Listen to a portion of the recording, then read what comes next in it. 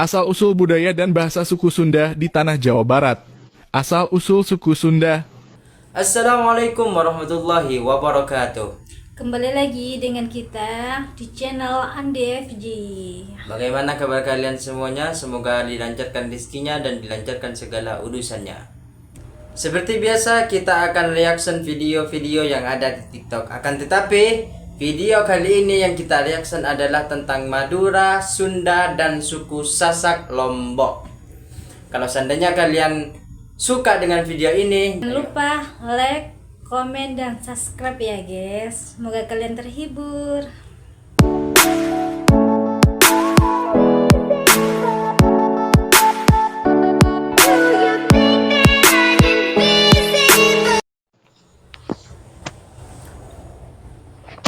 Inilah fakta menarik Madura. Yang pertama, Madura pernah menjadi negara di tahun 1948 yang dibuat oleh pimpinan peralihan Belanda di Jawa Timur.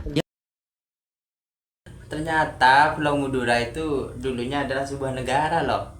Aku baru tahu, kamu ya? Sumpah aku baru tahu, walaupun aku orang Madura itu aku baru tahu kalau seandainya Madura itu emang dulu pernah jadi sebuah negara gitu. Masyarakatnya yang banyak menikah di usia muda. Yang ketiga, memiliki bahasa yang multilevel dengan logat yang khas dan unik. Yang keempat, masih cukup banyak mempercayai hal-hal magis yang merupakan bagian dari budaya sejak lama. Yang kelima, memiliki kuliner khas terutama sate Madura, bebek songkem, telur juk, dan masih banyak lagi. Nah bener-bener tuh, makanan khas paling enak di Madura itu emang sate Madura. Ini nggak tahu buat, ini walaupun orang Madura ini nggak tahu buat. Aku yang bisa, laki-laki yang bisa. Kapan pernah buat? Kemarin yang di sebelah itu, Di mana? di kamar di rumah sebelah, yang buat kan aku. Tapi Kamu nggak cuman, enak. kamu cuman gituin. Kita lanjut ya. Yang terkenal dengan budaya yang sering memakai sarung dibanding celana. Dan yang terakhir, menjadi daerah penghasil garam terbesar kedua di Indonesia. Inilah fakta menarik. Iya benar emang orang-orang Madura itu walaupun ada di luar negeri, dia merantau kemanapun ya, tetap sarung itu nomor satu gitu. Tetap sarung. Entah itu lebih-lebih ya yang ada di Saudi, orang-orang Madura kalau mau pergi Jumatan atau pergi ke haram itu tetap pakai sarung gitu. Jejak perantauan Madura sangat terasa dari profesi yang melibatkan. Nah ini sekarang kita tentang jejak perantauan nih. Sate Madura terkenal dengan saus kecap kacangnya yang sudah populer se-Indonesia, seperti rendang dan Bener coto emang. Makassar. Sedangkan profesi tukang cukur Madura itu berhubungan dengan tradisi migrasi mereka, yang didorong oleh beberapa hal. Salah duanya adalah kurang produktifnya lahan di sektor pertanian, serta jejak sejarah pertempuran Trunojoyo dan Amangkurat II di tahun 1677. Usaha informal selain tukang cukur, penjual sate, pengumpul besi tua pun mereka Emang ya kalau di Madura itu terkenalnya emang udah sate, udah besi-besi tua gitu ditimbangin. Di rumah kamu dari kereta ditimbangin.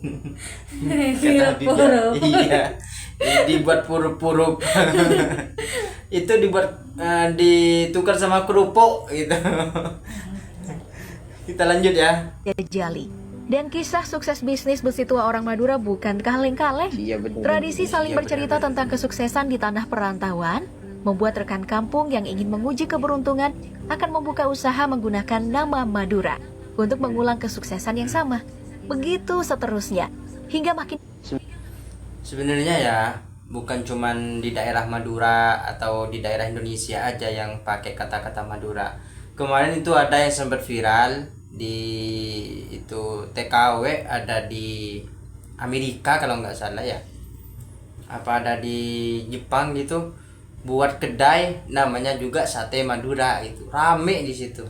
Terkenalnya kan sate. Iya, emang terkenalnya sate. Bukan cuma orang di Indonesia, bukan cuma orang-orang Indonesia aja yang ke situ. Banyak orang-orang lokal dari negara itu juga mengunjungi kedainya itu. Hebat ya. Banyak dan akhirnya seolah-olah menjadi identitas mereka. Maka guyonan pun sering terlontarkan bahwa gak usah melempar botol ke pemain atau supporter Madura United, cukup lempar besi tua maka semuanya bakal aman. Satu lagi. Mengerti nggak? Kalau nonton bola nggak usah ngelempar batu kepada supporternya. Iya. Kalau supporternya itu orang Madura, cukup lempar besi, semuanya ditimbang katanya. Itu guyonan ya. Yang baru-baru ini populer Dabung. Jamet. Jamet. berkat Jawa TikTok Mital sih. memperlihatkan Jawa pria Mital. berambut piramid, Jawa Mital. poni lempar, jeans belel, kaos gombrang dan berjoget. Sebenarnya yang jamet-jamet jamet-jamet ini, yang dimaksud dengan jamet ini dengan Jawa jamet ini Mital. Jawa Mital. Itu Itu khasnya tahun khasnya 2000-an ya. 2000-an ya. Tahun 2000-an, cuman cuman banyak ya banyak ya pemuda-pemudanya itu yang belum pemuda-pemudanya itu move yang on belum move gitu. on gitu. Bukan orang Madura, nggak semuanya yang jamet-jamet, nggak semuanya, nggak cuman itu semuanya, jamet cuman itu istilahnya Jawa Jawa Mital. Mital. Tempoyongan diiringi musik dinding badinding. Mereka ini disebut berasal dari Madura karena akun Ding-ding gitu. gitu. yang mempopulerkannya pertama kali memakai nama yang Madura banget. Istilah penuh kontradiksi ini disulut masalah struktural, hilangnya lahan garap, ditelan industri, dan mengandung ejekan rasis. Namun sekaligus ironi menertawakan diri sendiri. Tapi Pop Gengs, kamu bisa menertawai Jamet Kuproy, menjadikan guyonan bisnis besi, tapi jangan menjatuhkan harga diri orang Madura. bener. Karena bagi mereka, harga diri adalah segala-galanya. Iya benar. Kita suka damai, cuman jangan sampai harga diri kita suku orang Madura lebih-lebih suku orang Madura itu direndahkan gitu. Kalau orang itu menjunjung tinggi kita lebih menjunjung tinggi kepada orang yang menjunjung kita itu. Jangan sampai beranggapan orang-orang luar itu beranggapan wah Madura ini keras, enggak keras. Sama semuanya, orang Indonesia itu sama wataknya semuanya. Kita dihormati, kita hormati balik gitu. Oke kawan-kawan, tadi kita udah mendengarkan atau melihat tentang Madura secara ringkas. Nah, sekarang kita lanjut dengan pembahasan tentang Sunda itu tersebut. Gimana? Check it out. Asal-usul budaya dan bahasa suku Sunda di tanah Jawa Barat. Asal-usul suku Sunda. Sunda berasal dari bahasa Sanskerta awalan Sund atau Sunsa, memiliki arti putih, berkilau bersinar, dan terang. Oh iya. Mempunyai arti sun atau putih. Produk Sunda emang gak pernah gagal gitu kata orang-orang ya. Ya benar ya. langsung kita lanjut aja. Sabar itu. Cuma reaction doang ya. Bahasa Bali dan Jawa kuno, Sunda berarti suci, tak tercela, murni, tak bernoda, atau bersih. Suku Sunda berasal dari keturunan Austronesia, ras Mongolit atau ras yang tersebar dari Taiwan hingga Hawaii yang berada di Taiwan. Masa iya? Iya. Keturunan Taiwan. Taiwan. Orang Sunda. Sunda. Pendapat lain mengatakan suku Sunda berasal dari Sundalandia, yakni ras yang mendiami semenanjung Cekungan Besar. Saat ini, cekungan tersebut telah membentuk Laut Jawa, Selat Malaka, dan Selat Jawa. Ciri khas suku Sunda. Suku Sunda memiliki ciri khas yang menjadi identitas suku ini. 1. Kesulitan melafalkan huruf F.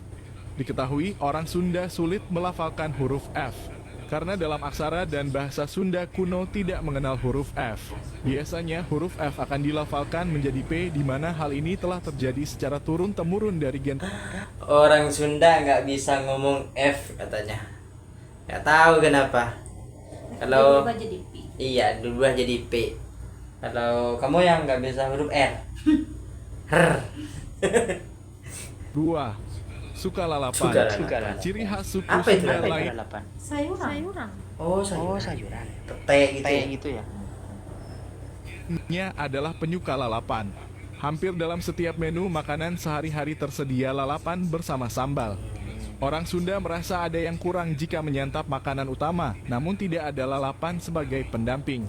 Ciri khas inilah paling dikenal dari orang Sunda. 3. Watak. Orang Sunda memiliki watak yang telah diajarkan secara turun-temurun dalam menjadi kehidupan sesuai pedoman. 5 watak orang Sunda yaitu 1 cagur yang berarti sehat jasmani dan rohani supaya dapat bekerja dengan baik. Cager. Tadi yuk, cager. yang berarti tidak berbohong dan dapat dipercaya. 3 bagur, yang berarti mengasihi sesama dan membantu orang yang tengah kesulitan. 4 singer, yang berarti teliti dan tidak ceroboh dalam bekerja. 5 pinter, yang berarti harus menguasai ilmu pengetahuan dan belajar yang baik. Bahasa suku Sunda.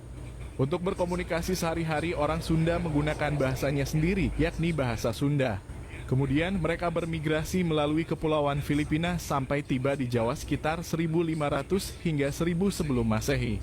Sejarah suku Sunda merupakan perjalanan panjang dan beragam dari kelompok etnis yang mendiami wilayah barat Pulau Jawa, Indonesia. Berikut adalah beberapa poin penting dalam sejarah suku Sunda. Nah, sebenarnya itu aku kurang tahu tentang masalah suku-suku Sunda atau suku yang lain. Cuman kalau seandainya keliru, mohon di komen di bawah ya. Tetapi kalau seandainya kalian itu suka dengan video kita nanti akan buat sejarah tentang Sunda versi panjangnya gitu. Tetapi pada hari ini, pada video ini cuman secara ringkas aja gitu. 1. Prasejarah bukti arkeologi menunjukkan bahwa wilayah yang sekarang menjadi Sunda Barat telah dihuni manusia sejak zaman prasejarah. Beberapa situs prasejarah penting telah ditemukan di wilayah ini, termasuk situs-situs batu prasejarah dan gua-gua. 2. Kerajaan-kerajaan pra-Islam sebelum masuknya Islam ke Jawa, wilayah Sunda Barat dikuasai oleh beberapa kerajaan Hindu-Buddha, seperti Kerajaan Tarumanegara, Kerajaan Galuh, dan Kerajaan Sunda. Kerajaan Sunda yang berpusat di wilayah sekitar Bandung adalah salah satu kerajaan paling terkenal dalam sejarah suku Sunda. 3. Penyebaran Islam mulai tersebar di wilayah Sunda Barat pada abad ke-14 melalui perdagangan dan penyebaran agama oleh para pedagang dan ulama Muslim. Meskipun agama Islam menjadi dominan, banyak unsur budaya Sunda tetap dipertahankan. 4. Kolonialisasi Belanda pada abad ke-17, Belanda mulai menguasai wilayah-wilayah di Indonesia, termasuk Sunda Barat.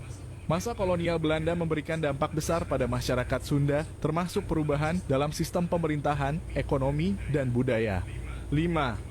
Kemerdekaan Indonesia setelah Perang Dunia II, Indonesia meraih kemerdekaannya dari penjajahan Belanda pada tahun 1945.